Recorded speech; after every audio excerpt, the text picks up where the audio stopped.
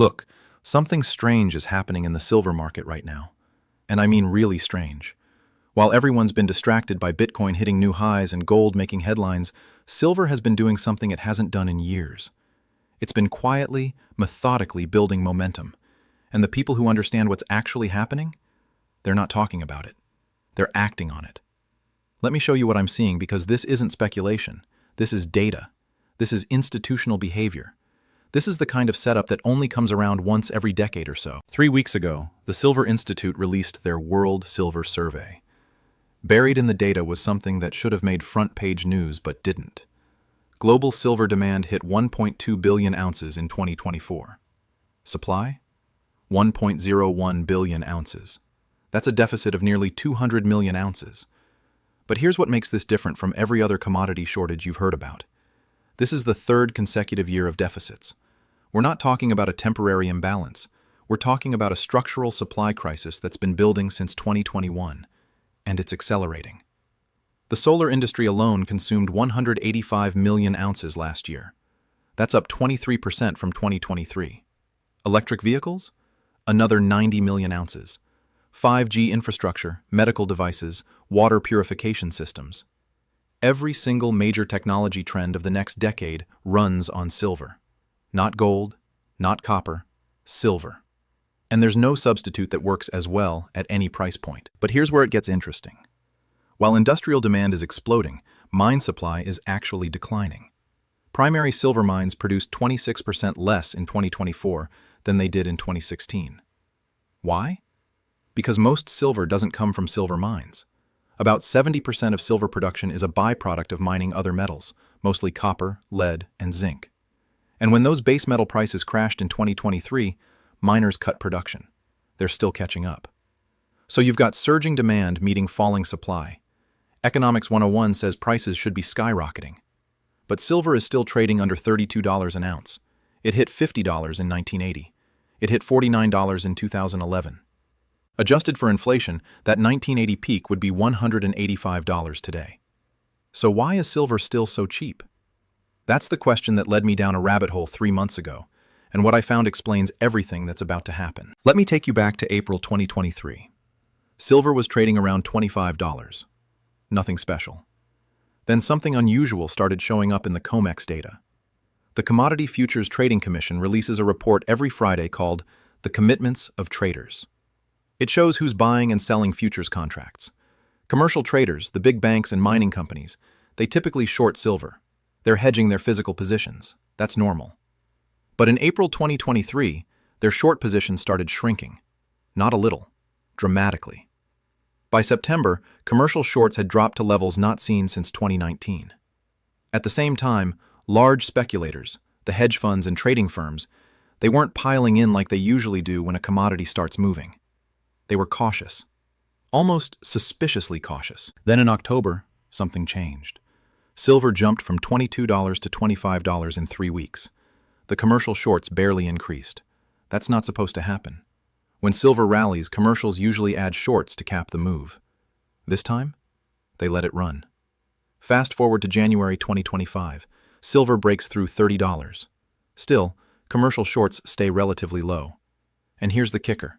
Physical silver is disappearing from the market. The COMEX registered silver, that's the metal available for immediate delivery, it's dropped 42% since last summer. We're at 45 million ounces. That sounds like a lot until you realize industrial users consume that much every 2 weeks. The London Bullion Market Association, the LBMA, they're seeing the same thing. Their silver holdings dropped 78 million ounces in the last 6 months. That's metal leaving the vault and going into strong hands. People who aren't selling it back. Now, I want you to think about what this means. The paper market, the futures and derivatives, that's where price gets set. But the physical market, that's where real supply and demand live. And right now, there's a massive disconnect. Paper silver is still relatively cheap. Physical silver is getting harder to find. Premiums on silver coins and bars are running 15 to 20% over spot price. That's double what they were 2 years ago. This is exactly what happened before silver exploded in 2011. The paper market kept a lid on prices while physical metal drained out of the system. Then one day, the paper market had to reconcile with physical reality. Silver went from $18 to $49 in 8 months. But there's something happening now that wasn't happening in 2011. Central banks are involved. You probably know that central banks have been buying gold at record levels. What you might not know is that several central banks have started accumulating silver too. Poland added 200,000 ounces to their reserves last year. Kazakhstan bought 1.2 million ounces. These aren't huge amounts compared to their gold holdings, but it's the trend that matters. Central banks don't buy assets they think are going down. And then there's China. Oh, China. This is where it gets really interesting. Chinese silver imports hit 6,200 tons in 2024. That's 200 million ounces, up 47% from 2023. But here's what's strange. Chinese industrial demand only accounts for about 120 million of those ounces. So where's the other 80 million going? It's going into private hands. Chinese citizens are buying physical silver at a pace we've never seen before. They're buying it through the Shanghai Gold Exchange, through private dealers, through jewelry stores that are really just bullion shops with a retail front. Why? Because the Chinese government has been quietly encouraging it. They've made it easier to buy precious metals. They've reduced import restrictions. They've allowed silver trading on more exchanges. And Chinese citizens, they remember what happened when their currency devalued in the 1990s. They lost purchasing power overnight. They're not going to let that happen again. Now think about the bigger picture. China's economy is slowing. Their real estate market is in crisis. Their stock market has been volatile. Where do Chinese citizens put their money when they don't trust their own financial system? They buy hard assets. And silver is a lot more affordable than gold. But it's not just China. India imported 4,800 tons of silver last year. Mexico, traditionally a major silver exporter, is now importing silver to meet domestic demand. The physical metal is flowing from west to east, from weak hands to strong hands, from paper markets to physical vaults. And here's what nobody's talking about: the strategic implications. Silver isn't just a monetary metal anymore. It's a strategic industrial metal. Every solar panel needs about 20 grams of silver. Every electric vehicle needs about 25 to 50 grams depending on the model. Every 5G cell tower needs silver. Every advanced weapon system needs silver. The Pentagon uses silver in missile guidance systems, in radar, in communications equipment. So when you see countries stockpiling silver, you have to ask, are they preparing for something? Are they worried about supply chains? Are they worried about being cut off from Western markets? Or are they just smart enough to see what's coming? Let me tell you a story. In 2008, right before the financial crisis, a small group of investors started buying physical silver. Not futures, not ETFs, physical metal. They were paying premiums to get it. People thought they were crazy. Silver was $15 an ounce. Why pay $17 or $18 for physical when you could buy paper silver at $15? 3 years later, those same people were selling their silver for $45 an ounce. The paper market caught up to physical reality. It always does. It just takes time. We're in that same setup right now. Physical silver is tight, premiums are rising, industrial demand is surging, mine supply is constrained, and the paper market is still pretending everything's fine. But the smart money knows better. Look at what the big players are doing. First, Majestic Silver, one of the largest primary silver miners, they're holding back production.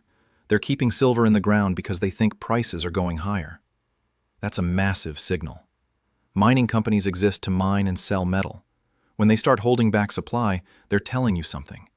Sprott Physical Silver Trust, one of the largest silver ETFs, they've added 18 million ounces since October.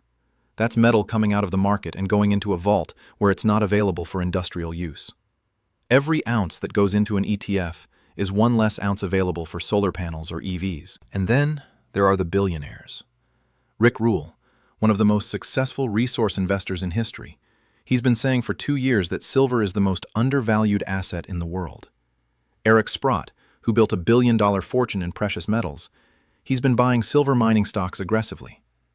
These guys don't make bets like this unless they see something big coming. Quick aside here because this is relevant. If you're sitting on $100,000 or more in retirement accounts, I put together a free guide on how gold IRAs work.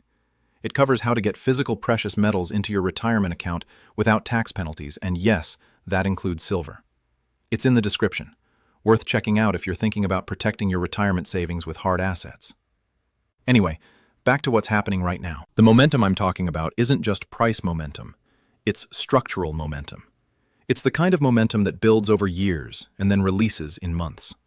Let me break down the layers. Layer 1. The supply deficit. We're 3 years into structural deficits.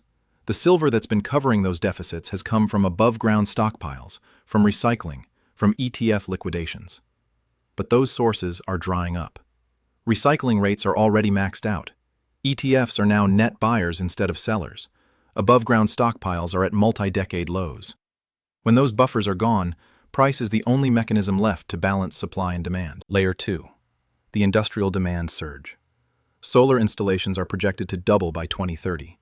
EV production is projected to triple. 5G infrastructure is still in early stages of deployment.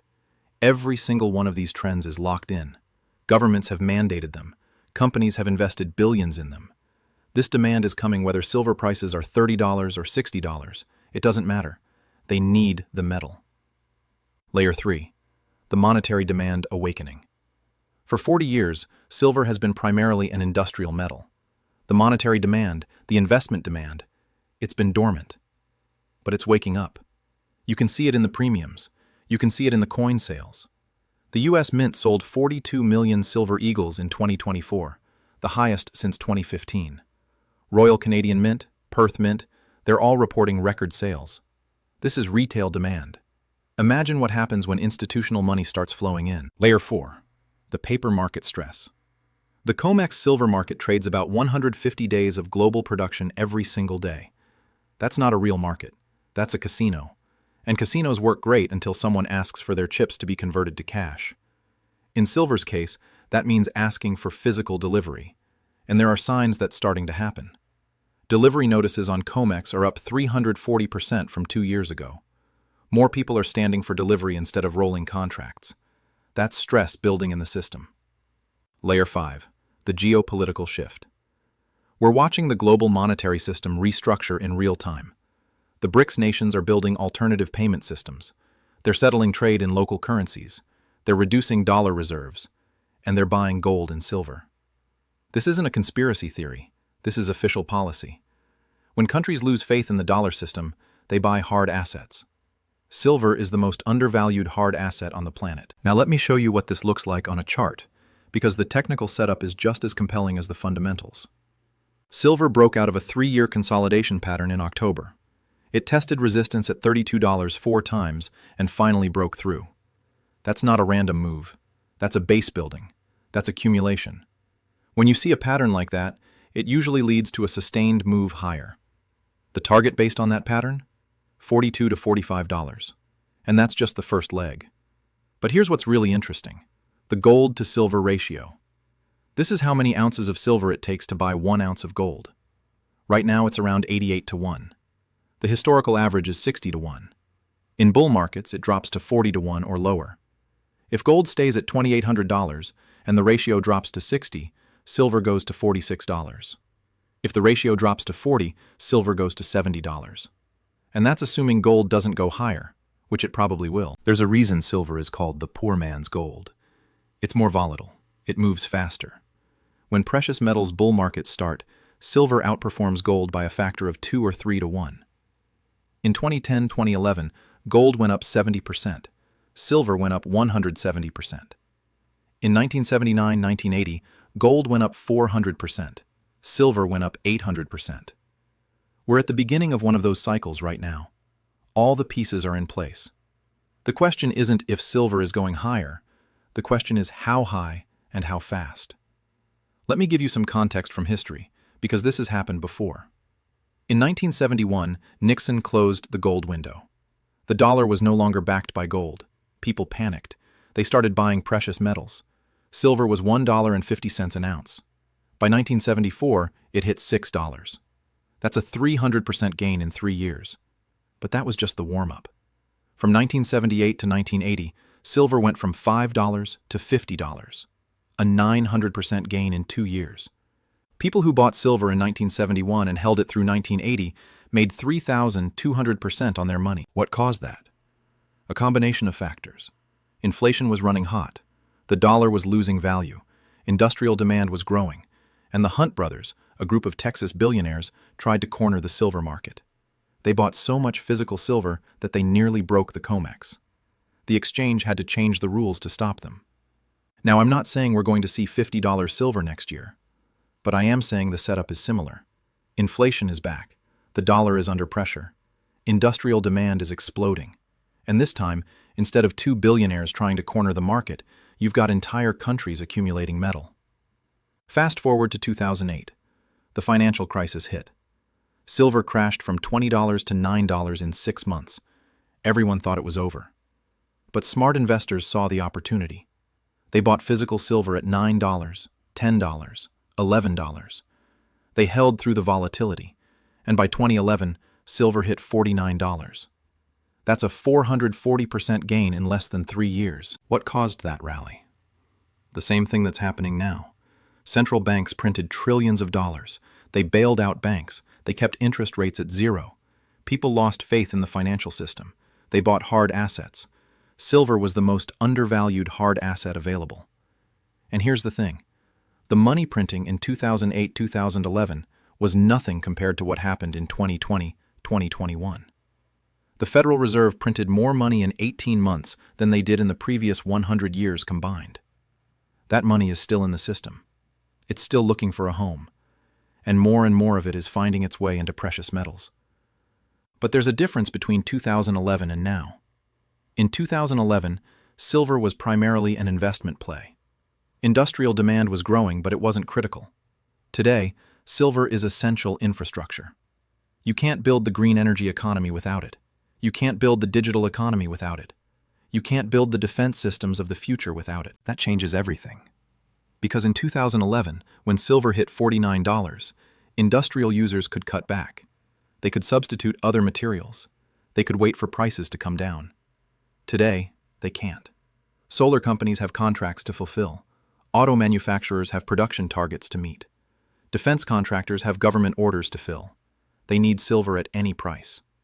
So when this rally starts, and I mean really starts, it's not going to stop at $49. It's going to blow through that level because the demand is structural, not speculative. Now, I know what you're thinking. If this is such a sure thing, why isn't everyone buying silver? Why isn't it already at $50 or $100? That's a fair question. And the answer is, most people don't understand silver. They think it's just a cheaper version of gold. They don't understand the industrial demand story. They don't understand the supply constraints. They don't understand the monetary implications. Wall Street doesn't help. There's no big marketing campaign for silver. There are no silver ETF commercials during the Super Bowl. The big banks make more money trading paper silver than they do promoting physical silver. So retail investors don't hear about it until it's already moving. But that's changing. Social media has democratized information. Retail investors are doing their own research. They're finding the same data I'm showing you, and they're starting to act on it. You can see it in the coin sales. You can see it in the premiums. You can see it in the online forums where people are sharing information and strategies. This is a grassroots movement. It's not being driven by Wall Street. It's being driven by regular people who see what's happening and want to protect themselves. And that makes it more powerful, not less. Because when regular people start buying physical silver, they don't sell it at the first sign of volatility. They hold it. They take it out of the market. They reduce available supply even further. There's another factor at play here that nobody's talking about: the ESG movement, environmental, social, and governance investing. It's become a massive force in financial markets. Trillions of dollars are now allocated based on ESG criteria. And guess what? Silver is essential to almost every ESG goal. Clean energy? Silver. Electric vehicles? Silver. Water purification? Silver. Sustainable agriculture? Silver. As more money flows into ESG-focused investments, more money flows into silver-dependent technologies. That creates a feedback loop. Higher silver prices make these technologies more expensive, but the ESG mandates don't go away. Governments and corporations have committed to these goals. They have to buy the silver regardless of price. And here's where it gets really interesting. The silver mining industry is tiny compared to other commodities. Total market cap of all silver mining companies? About $40 billion. That's less than Netflix. It's a rounding error for the big institutional investors. But when they start allocating even a small percentage of their ESG funds to silver miners, it's going to move the entire sector. We're already seeing early signs. Silver mining stocks have been outperforming the broader market since October. The SIL ETF, which tracks silver miners, is up 28% in the last 4 months. That's while the S&P is basically flat. Smart money is positioning ahead of the move. Let me tell you what I think happens next, based on everything I'm seeing. Phase 1 is already underway. Silver is building momentum. It's consolidating above $30. Physical premiums are rising. Delivery stress is building on the COMEX. This phase could last another few months. It's the accumulation phase. This is when smart investors are buying. Phase 2 starts when silver breaks decisively above $35. That's when the technical traders pile in. That's when the momentum algorithms start buying. That's when CNBC starts talking about silver again. This phase is characterized by steady gains, maybe $1 to $2 per week. It could take silver to $45 to $50 over 6 to 9 months. Phase 3 is when things get interesting. That's when the paper market breaks. That's when industrial users panic about supply. That's when retail investors FOMO in. That's when silver goes parabolic. In this phase, silver could gain $5 to $10 in a single week. It could hit $70, $80, maybe higher. This phase is impossible to predict in terms of timing, but the setup suggests it's coming. Phase 4 is the blow-off top. That's when your Uber driver is telling you about his silver position. That's when mainstream media is running "silver shortage" headlines. That's when prices get disconnected from fundamentals. This is when you sell. But we're years away from that. Right now, we're in phase 1, maybe early phase 2. The opportunity is still there. The risk-reward is still heavily skewed to the upside. But here's what you need to understand. This isn't a trade. This is a position. You don't buy silver today and sell it next week. You buy it and hold it through the volatility. Because there will be volatility. Silver could pull back to $28 or $26 before it goes to $40. That's normal. That's healthy. That's when you buy more, not sell. The people who made life-changing money in silver in 1980 and 2011, they weren't traders. They were investors. They understood the thesis. They bought physical metal. They held it through the noise. And they sold when the thesis played out. That's the approach you need here. Understand why you're buying silver. Understand the supply-demand dynamics. Understand the monetary implications. Understand the industrial demand story. When you understand those things, short-term price movements don't shake you out. And look, I'm not saying put your entire net worth into silver. That would be reckless. But if you don't have any exposure to precious metals right now, you're taking a different kind of risk. You're taking the risk that the dollar maintains its purchasing power. You're taking the risk that inflation stays under control. You're taking the risk that the financial system remains stable. Those are big risks. Silver is insurance against those risks, but it's insurance that could also make you money. That's a rare combination. Most insurance costs you money. Fire insurance, car insurance, health insurance, they're all expenses. Silver is insurance that has the potential to appreciate significantly. So what should you do? That depends on your situation. If you're just starting out, maybe you buy some physical silver coins or bars. Get comfortable with owning the metal. Understand what it feels like to hold real money in your hand. If you're more experienced, maybe you look at silver mining stocks or ETFs. They offer leverage to the silver price. If you're sophisticated, maybe you look at option strategies or futures contracts. But start somewhere. Because here's the reality. This opportunity won't last forever. The momentum is building. The supply deficit is real. The industrial demand is locked in. The monetary demand is awakening. The paper market is under stress. All the pieces are in place. The question isn't whether silver is going higher. The question is whether you're going to be positioned when it does. Because when this move really starts, when we hit phase 3, it's going to happen fast. You won't have time to research. You won't have time to set up accounts. You won't have time to figure out your strategy. You'll be watching from the sidelines while other people make money. Don't let that be you. The information is right here. The opportunity is right now. Silver is quietly gaining momentum. The smart money is accumulating. The fundamentals are stronger than they've been in decades, and the technical setup suggests we're at the beginning of a major move. This is one of those moments where you'll look back in 2 or 3 years and either be glad you acted or wish you had. The choice is yours. But the window is closing. Not tomorrow, not next week, but it's closing. And when it does, when silver breaks out and starts its real run, you'll know exactly when you should have bought. It was today.